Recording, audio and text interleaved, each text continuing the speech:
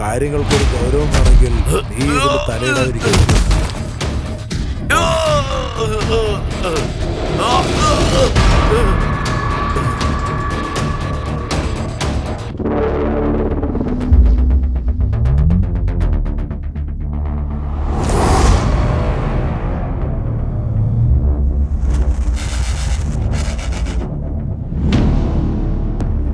ഇറങ്ങിത്തിരിക്കുമ്പോ ഒന്നുകൂടെ ആലോചിച്ചൂടെ? ഹേയ്, നീ ആരുടെ സംസാരിക്കുന്ന അറിയോ? നീ ആരുടെ വെച്ചിട്ട് ഇന്നത് കയറിയത്? എന്റെ സിരകളിലൂടെ ഓടുന്ന രക്തം വെള്ളം പോലെ തണുത്തതല്ല, അതിന് തീയുടെ ചൂടാണ്. ഒരുത്തനെ കൊണ്ട് ഒറ്റയ്ക്ക് നിന്ന് ഒന്നും ചെയ്യാൻ സാധിക്കുകയില്ല. ഒരാളുടെ സ്വപ്നമാണ് അവനെ വലിയവനാക്കുന്നത്. ആ സ്വപ്നത്തിലേക്ക് എത്താനുള്ള എല്ലാ സൗകര്യവും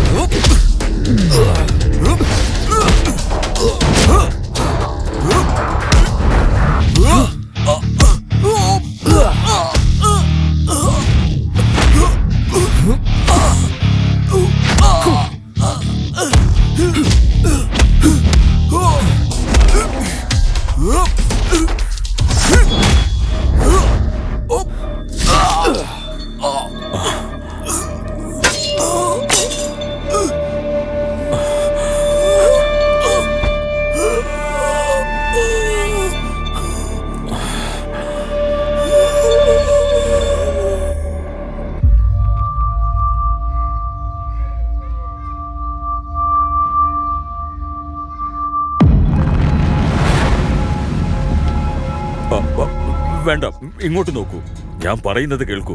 നിനക്ക് എന്താ വേണ്ടെന്ന് വെച്ച് എടുത്തോ. നിനക്ക് രജത്തല്ലേ വേണ്ടത്, അത് ഞാൻ തന്നോളാം. നീ അവളെ കൊണ്ട് ഇവിടുന്ന് പൊയ്ക്കോ. ഒരു വേലക്കാരനെ വെറുതെ വിടുന്നതാണെന്ന് കരുതി എന്നെ ജീവനോട് വിട്ടേക്ക്. ഞാനൊന്നും പുറത്തു പറയില്ല. നിനക്ക് എന്ത് വേണമെങ്കിലും എടുത്തോ. എന്താന്ന് പറഞ്ഞാൽ മതി. എന്താ വേണ്ടെന്ന് പറയേ. എനിക്ക് എന്തായിരിക്കും വേണ്ടെന്നാ നിങ്ങൾ ചിന്തിക്കുന്നത്? നിങ്ങൾ നിങ്ങളുടെ കൈ പൊക്കുമ്പോ നിങ്ങൾക്ക് എന്താ തോന്നുന്നത്? ആ കയ്യോ?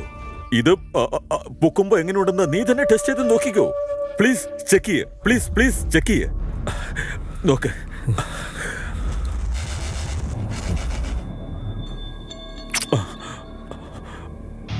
ഇനി എന്റെ നേരെ ഈ കൈ ഉയർത്തിയാൽ ഈ കൈയും ഉണ്ടാവില്ല, ഇത് ഉയർത്താൻ നിങ്ങളുടെ ശരീരവും ഉണ്ടാവില്ല. കൊന്ന് കുഴിച്ചുമുടും ഞാൻ.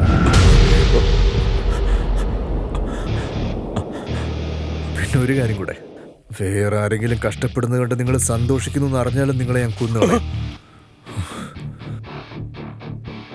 ഇനി ഒരിക്കൽ കൂടി നിങ്ങൾ എൻ്റെ മുന്നിൽ ഇങ്ങനെ വന്ന് നിൽക്കേണ്ടി വന്നാ അപ്പോഴും കൊന്നുകളയും.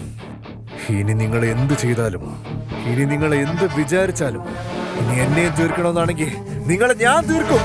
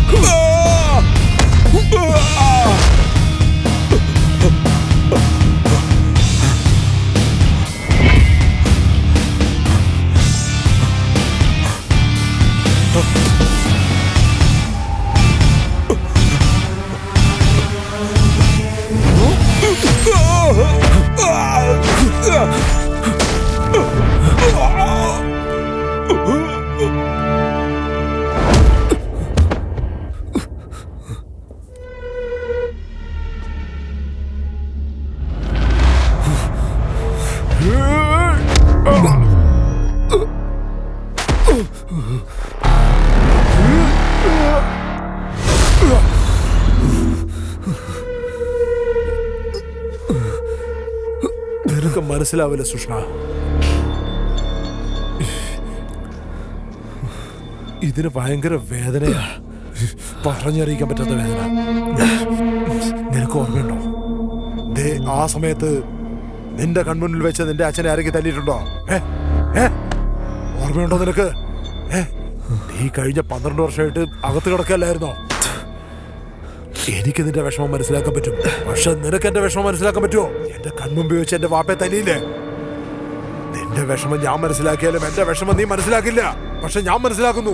ഞാൻ ഇത്ര നേരം പറയുന്നത് നിനക്ക് വല്ലതും മനസ്സിലാവുന്നുണ്ടോ? എന്റെ കൺമുന്നിൽ വെച്ച് എന്റെ വാപ്പയുടെ ജീവൻ പോയിക്കൊണ്ടിരിക്കുക, മരിച്ചോണ്ടിരിക്കുകയാണ് അയാള്. എന്തിനാ നീ അയാളെ അടിച്ചേ? എന്തിനടിച്ചു?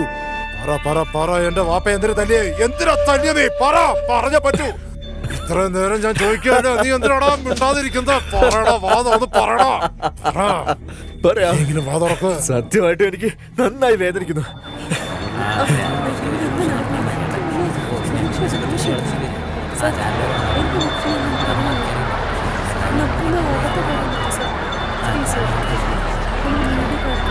എല്ലാ പ്രേക്ഷകർക്കും സ്വാഗതം. ഈ പോലീസ് ഓഫീസറെ പോലെ തന്നെ അകത്ത് നടക്കുന്നത് എന്താണെന്ന് അറിയാൻ വേണ്ടി ഞങ്ങൾ പുറത്ത് കാത്തിരിക്കുകയാണ്. അല്പസമയത്തിനുള്ളിൽ കാര്യങ്ങൾ വ്യക്തമാകുമെന്ന് നമുക്ക് പ്രതീക്ഷിക്കാം. മനോജ് സിംഗ്, നീ ചെയ്തതിനൊക്കെ നീ അനുഭവിക്കാൻ പോവാണ്.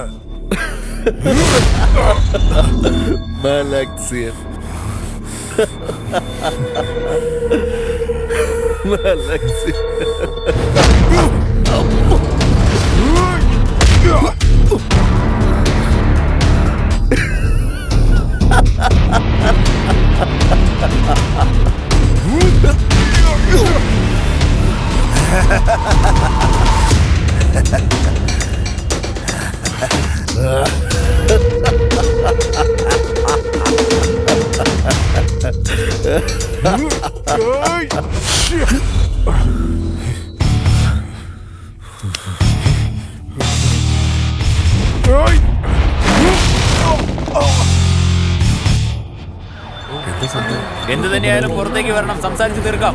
ഞങ്ങളിവിടെ മുഴുവനും ചുറ്റി വളഞ്ഞിരിക്കുകയാണ്. പറയുന്നത് കേൾക്ക്, മര്യാദയ്ക്ക് പുറത്തു വാ. എന്നെ അകത്തേക്കൊന്ന് കയറ്റിവിടുവോ? മാഡം, സോറി മാഡം, ഇപ്പൊ അങ്ങോട്ട് പോകാൻ പറ്റില്ല. പ്ലീസ് ഒന്ന് പറയുന്നത് കേൾക്ക്. പ്ലീസ് ഒന്ന് മാറണം. ഞാൻ പോയി സംസാരിച്ചിട്ട് വേഗം മാഡം വരാം. പ്ലീസ് മാഡം, നിങ്ങൾ ഇപ്പോൾ അകത്തോട്ട് പോയാൽ ശരിയാവില്ല. പ്ലീസ് ഞങ്ങൾ പറയുന്നത് കേൾക്കും മാഡം. പ്ലീസ് ഒന്ന് സഹകരിക്കും, അങ്ങോട്ട് പോകും. ഞാൻ നിങ്ങളോട് വീണ്ടും പറയുകയാണ്, പുറത്തേക്ക് വരൂ. രണ്ടുപേരും പുറത്തേക്ക് വരൂ. സംസാരിച്ച് തീർക്കാനുള്ള പ്രശ്നങ്ങൾ ഇങ്ങനെ വഷളാക്കരുത്. ഇനിയും നിങ്ങൾ വന്നില്ലെങ്കിൽ ഞങ്ങൾക്ക് അകത്തോട്ട് വരേണ്ടി വരും. മര്യാദയ്ക്ക് രണ്ടുപേരും പുറത്തു പോവാ, ഇല്ലെങ്കിൽ ഞങ്ങൾക്ക് വേറെ നടപടി എടുക്കേണ്ടി വരും.